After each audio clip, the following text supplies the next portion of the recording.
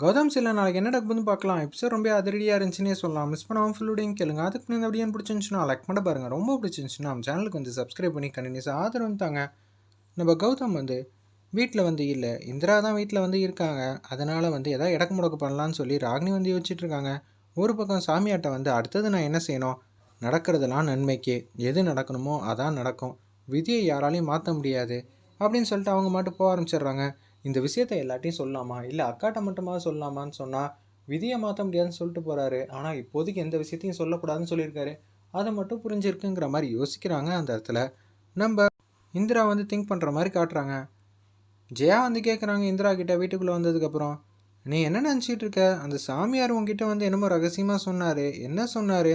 அதுவா அத்தை? ஒன்றும் இல்லை அத்தை, விளக்கு போகிறத பற்றி தான் சொன்னார். இப்போதைக்கு நான் இந்த விஷயத்தை எப்படி சொல்ல முடியும் அப்படின்னு சொல்கிறாங்க. இல்லை இல்லை, காவியா கையில் இருக்கிறத வச்சு தான் இந்த வீட்டில் ஏதோ ஒரு விஷயம் நடக்க போகுதுன்னு சொன்னாங்க. அது தெரிஞ்சால் சில பேருக்கு நிம்மதியாகவும் சில பேருக்கு சந்தோஷமாகவும் இருக்கும். ஆனால் சில பேருக்கு வந்து மன உளைச்சலாக இருப்பாங்கன்னு ஏகப்பட்ட விஷயம்லாம் சொன்னார். ஒன்றும் புரியலையே, என்ன விஷயம்? நீ ஏதோ ஒரு விஷயத்தை தெரிஞ்சுக்கிட்டு சொல்ல மாட்டேங்கிறேன். ஜெயா வந்து கரெக்டாக கேட்குறாங்க. இருப்பினும் எப்படி அத்தை, நீங்கள் மட்டும் தனியாக இருந்தால் சொல்லுவேன். ஆனால் ராகினி கதிரெலாம் இருக்கிறப்ப என்னால் எந்த விஷயத்தையும் ஷேர் பண்ண முடியாது. அப்புறம் நம்மளாம் ஏமாந்து போயிடுவோம்ல அப்படின்னு சொல்லி அதிரடியாக வந்து பேசுகிறாங்க. அந்த இடத்துல ஒரு பக்கம் உச்சக்கட்ட கோவத்தில் இருக்காங்க ஜெயா. அப்போனா நீ சொல்ல மாட்ட கதிர், உனக்கு எதுவும் தெரிஞ்சிச்சா? இந்த வீட்டில் நடக்கிறது எல்லாம் நம்ம இந்திராவுக்கும் கௌதமுக்கும் மட்டும்தான் தெரியும் அப்படின்னு நம்ம கதிர் வந்து சொல்கிறாங்க. ராகினி, உனக்கு எதுவும் தெரியுமா? அதெல்லாம் ஒன்றும் இல்லைக்கா, எனக்கு எதுவும் தெரியல அப்படின்னு சொல்லும்போது, அந்த சாமியார் வந்ததுக்கப்புறம் வீடு நிம்மதியாகும்னு பார்த்தா, அந்த சாமியார் வந்ததுக்கப்புறம் தான் வீடே வந்து மன உளைச்சலாகுது போல இருக்கேங்கிற மாதிரி யோசிக்கிறாங்க. அந்த இடத்துல நம்ம ஜெயாமா ஒன்றை வந்து சுப்பிரமணியன் பேசுகிறாங்க. இந்திராவோட அப்பா, நீங்கள் இது மாதிரிலாம் குழப்ப நிலைமையில் இருக்கிறதுக்கு சாமியார் சொன்ன மாதிரி 21 வழக்கு 21 நாளும் நம்ம ஏற்றி வைப்போம். அப்படி ஏற்றி வச்சா உண்மையிலே நம்ம வீடு வந்து நல்லா சுபிச்சமாக வந்து நடக்கும். எல்லாமே நல்ல காரியம் நடந்துச்சுன்னா நம்ம சந்தோஷமாக நிம்மதியாக இருக்கலாம்ல சம்பந்தி. எதுக்கு சாமியார் சொன்னதை மட்டும் செய்வோம்? அவர் சொன்னால் எல்லாமே கரெக்டாக இருக்குன்னு உங்களுக்கே தெரியும். ரிசல்ட்டை பற்றி எதுக்கு கவலை அப்படின்னு சொல்லும்போது, நீங்கள் சொன்னது கரெக்டு தான் அப்படின்னு சொல்லிட்டு இருக்காங்க.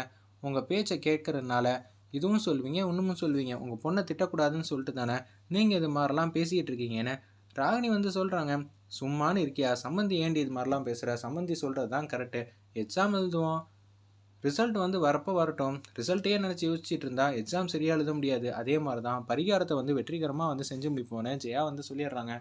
கௌதம் கிட்ட வந்து ரொம்ப சோகமாக வந்து பேசிகிட்டு இருக்காங்க. கௌதம் வந்து மூஞ்சி கொடுத்து கூட பேச மாட்டேங்கிறாங்க. பழைய கௌதமாக மாறிடுறாங்க போல இருக்கு. அந்த இடத்துல இந்திரா வந்து வெறுத்து ஒதுக்குற மாதிரி காட்சி வந்து காட்டியிருந்தாங்க. கௌதம், என்ன நடந்துச்சுன்னு தெரியுமா? உன் அண்ணன் இப்படியெல்லாம் பண்ணிக்கிட்டு இருக்காங்க, இது சரியே இல்லை அப்படின்னு சொல்லும்போது, எப்போ பார்த்தாலும் என் அண்ணனையே குத்தங்குறை சொல்லிகிட்டே இருக்கே, என் அண்ணன் அப்படி என்னதான் உனக்கு பிரச்சனை பண்ணான்னு சொல்லி கௌதம் வந்து பேசுகிறாங்க. என்னடா கௌதம் இப்படி பேசுகிற? நம்ம எல்லாரும் தாண்டா தூங்கிட்டோம். நான் காவியாக்கு இது மாதிரி பிரச்சனை இருந்தப்ப. ஆனால் கதிர் பக்கத்தில் தானே இருந்தார், தூக்கம் தான் முக்கியம்னு சொன்னார். அதுவாக இருக்கட்டும், ரோஷினியோட சேர்ந்து பிரச்சனை பண்ணது, இது எல்லாத்தையும் மறந்துட்டியா? அப்போ ஏதோ ஒரு விஷயத்தில் ஏதோ பண்ணிட்டாப்புல, ஆர்வ குளார்த்தனமா. எப்போதுமே அண்ணன் வந்து தப்பு பண்ணுறவருன்னு சொல்ல முடியுமா? சொல்லலாம் வாய்ப்பே இல்லைல்ல. நீ என்ன நினச்சிட்டு இருக்க உன் மனசுலன்னு கௌதம் வந்து கண்ணாப்னா இந்திரா வந்து பழையபடியே திட்ட ஆரம்பிச்சிடுறாங்க. கௌதம், நீ சரியில்லை. ஆமாம், என் அண்ணன் கதிரை பற்றி என்கிட்டயே தப்பாக சொன்னா நான் இதுவும் சொல்லுவேன், இன்னமும் சொல்லுவேன். நீ யார் என் அண்ணனை பற்றி பேசுகிறதுக்கு அப்படின்னு சொல்லும்போது, நீ முதல்ல ஆஃபீஸுக்கு போய் இதை பற்றியெல்லாம் பேசாத. என் குடும்பம் தான் எனக்கு முக்கியம். நான் யாருக்காகவும் எதுக்காகவும் என் குடும்பத்தை வந்து விட்டு கொடுக்க மாட்டேன்னு அந்த இடத்துல பேசுகிறாங்க நம்ம கௌதம். சரின்னு சொல்லிட்டு ஆஃபீஸ் கிளம்பலான்னு இருக்கிறப்ப நம்ம காவியாவுக்கு சந்தேகம் வந்தது. சாமியார் வந்து நம்ம கையில் இருக்கிறத வச்சு தான் வந்து பேசிகிட்டு இருந்தார். என்ன ஏதுன்னு இந்திரா கிட்ட கேட்போன்னு சொல்லி இந்திரா கிட்ட வந்து கேட்கலாங்க. நம்ம காவியா, என்னக்கா என்ன வேணும் அப்படின்னு சொல்லும்போது, நடந்த உண்மையெல்லாம் சொல்லிடலாம். அக்காவுக்கும் இன்னும் எவ்வளோ நாள் தான் வந்து சொல்லாமல் இருக்குது. ஆமாக்கா, நீ கையில் வச்சுருக்கிறது உன்னோட தான் சொல்ல வர நேரத்தில் கரெக்டாக கௌதம் வந்து எதுவாக இருந்தாலும் சாயங்காலம் பேசிக்கலாம். அவளுக்கு ஆஃபீஸ்க்கு வேறு டைம் ஆகிடுச்சு, ஆஃபீஸில் ஏகப்பட்ட டியூட்டியெல்லாம் பெண்டிங்கில் இருக்குது, அவள் பார்க்கணும் அப்படின்னு சொல்லி. ஏய் கௌதம், ஏதோ ஒன்று சொல்ல வந்தா, நீ எதுக்கு பார்த்து எடுக்கிற, சொல்லுமா அப்படின்னு சொல்லி காவியா வந்து கேட்குறாங்க இந்திரா கிட்ட. காவியா வந்து எதுவும் சொல்ல விடாமல் வந்து நம்ம கௌதம் வந்து தடுத்து ஆஃபீஸில் கொண்டு போய் ட்ராப் பண்ணுறாங்க. வேலையெல்லாம் பார்த்துட்டு இருக்காங்க. அப்போன்னு பார்த்து அந்த அதிகாரி வந்து கூப்பிட்றாங்க. சரின்னு சொல்லிட்டு போகிறாங்க. என்னம்மா திருப்பியும் கூப்பிட்ருக்கீங்க போல இருக்கே அப்படின்னு சொல்லி நம்ம இந்திரா வந்து கேட்கும்போது கடுப்பாயிட்டாங்க அந்த அதிகாரி. எதுவாக இருந்தாலும் வந்து தனியாக போய் தானே சாகசம் செய்வீங்க, இந்தாங்க அடுத்த கேஸ் உங்களுக்கு தரேன். இந்த வாட்டி உங்கள் புருஷனை வந்து கூப்பிட்றது ஹெல்ப்புக்கு, அது மாதிரிலாம் வச்சுக்கவே கூடாது.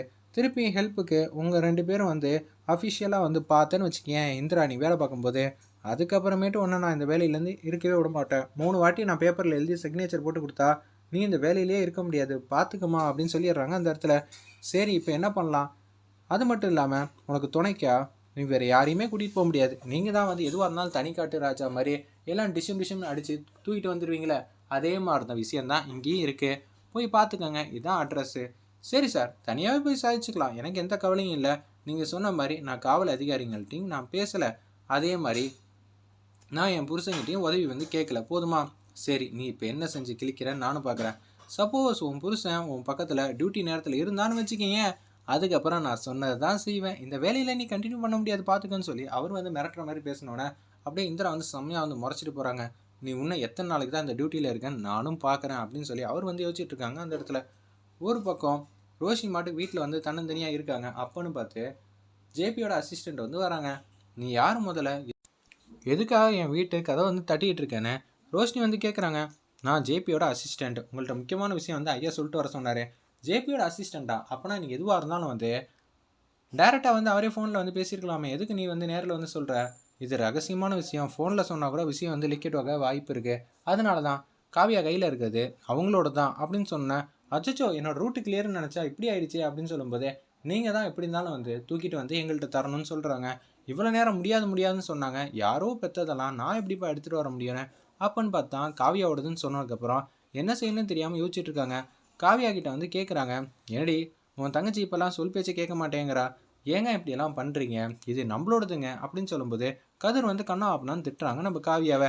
நீ எல்லாம் திருந்தவே மாட்டல்ல, இவருக்கு என்ன ஆச்சுன்னே தெரியலையே, நம்மளோடதுன்னு சொன்னால் இவர் ஏன் கோவப்படுறாரு அப்படின்னு சொல்லி யோசிச்சுட்டு இருக்காங்க.